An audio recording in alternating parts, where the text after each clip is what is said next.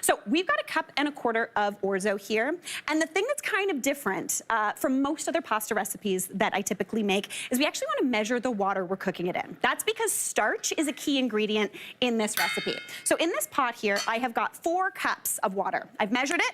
I've brought it to a boil, and then I'm gonna season that with 1/2 teaspoon of salt. Again, typically I don't measure my salt. You know me, when I'm making pasta, I'm putting like 8 handfuls of salt into there.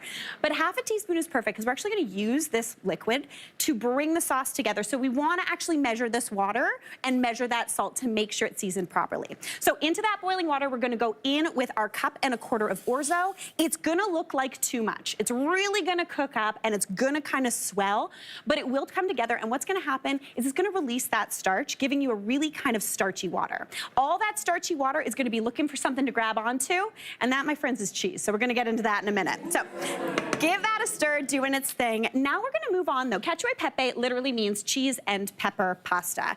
So we're gonna talk about the pepper. Now for the pepper, I actually like to use 2 different kind of varieties of pepper here. I like to use ground pepper and cracked pepper. Now the difference here, ground pepper gives you a really nice even pepperiness. It's nice and spicy. That's where you get the heat from because you're really grinding into those peppercorns. But I'm also gonna use some cracked pepper. So I've got a pestle and mortar here with some cracked pepper in it. Now this does make a mess in your kitchen when you're bashing it around, but it does give you really good flavor.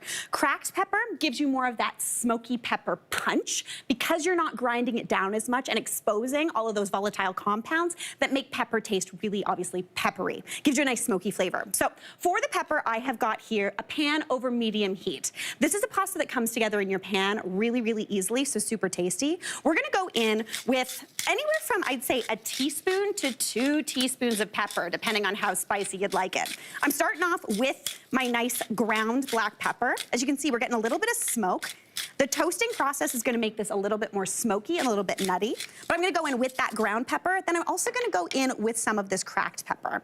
Hopefully we don't sneeze on TV, because that's a lot of pepper in there. But what we're gonna do here is we're gonna toast this. By toasting the pepper, you're gonna help release some of those flavor compounds, and it's gonna pull back on that spiciness a bit, again, making it taste more nutty and smoky. Really tasty. So I'm gonna let that go for, I'd say, about another 30 seconds or so. While that does its thing, let's talk cheese. Again, cacio e pepe, pepper, cheese, that's all you need.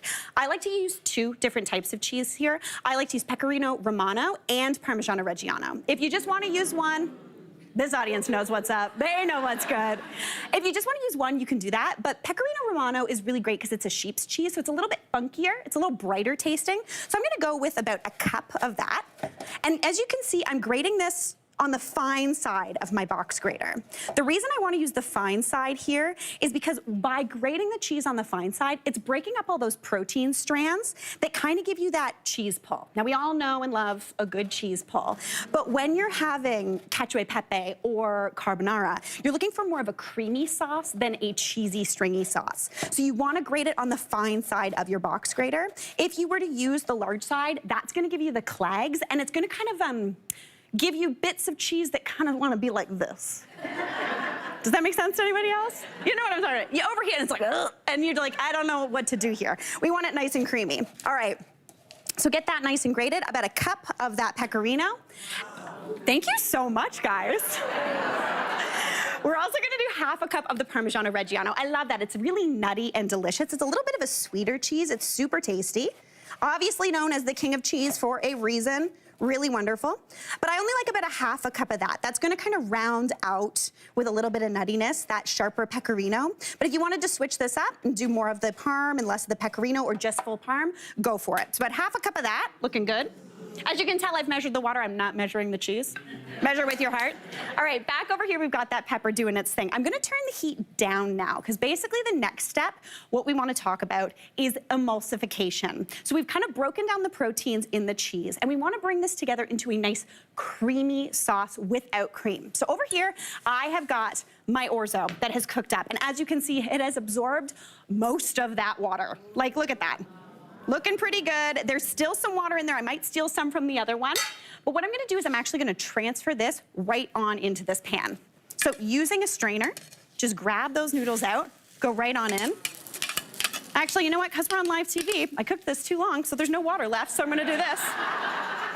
dump it on in. But basically what's happened is any water that's still holding on to there is super duper starchy. Because we measured out the water and brought everything together, that's gonna give you this beautiful, kind of almost opaque, translucent liquid, which has tons of starch in it. So I'm gonna steal some from this one, go in with about half a cup of that liquid, right on into the pan.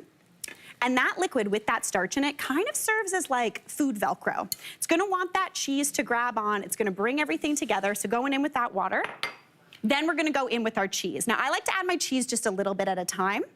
So scatter it on top and give it a mix to combine. Now, as this comes together, this is what we're calling emulsification. We're bringing something watery, that obviously pasta water, and something fatty, the cheese, together. By doing this over low heat, though, the proteins in the cheese aren't gonna freak out and kind of clump up like they want to. It's also gonna let those fats come out really gradually, so it's gonna emulsify really nicely. Almost like you're making a good salad dressing, but it's made of pasta water, cheese, and pepper, which is a very good thing. But it's coming together beautifully. Anytime I'm doing a sauce that I emulsify in a pan like this, whether it is carbonara, cacio e pepe, anything like that, you wanna go nice and slow, and you also want it to look a little bit sloppier in the pan than you want it on the plate. Because there's that starch in there, because there's that cheese, as it cools, it's gonna start to tighten up a little bit. So if you keep it nice and sloppy in the pan, it's gonna be absolutely perfect on the plate. Speaking of which, I'm gonna put a little bit of extra pepper on there. Let's serve this up. That is literally all you need to do to make cacio e pepe. And then if you're me, a little bit of extra cheese on top. Honestly, never hurt anybody. It's creamy. It's almost like orzo or risotto-y texture. Really delicious. This is going to be smoking hot. So let's give it a little taste. Okay, 3, 2, 1. Hey, Mary here. What did you think? Drop your comments below and don't forget to like and subscribe for more of the good stuff.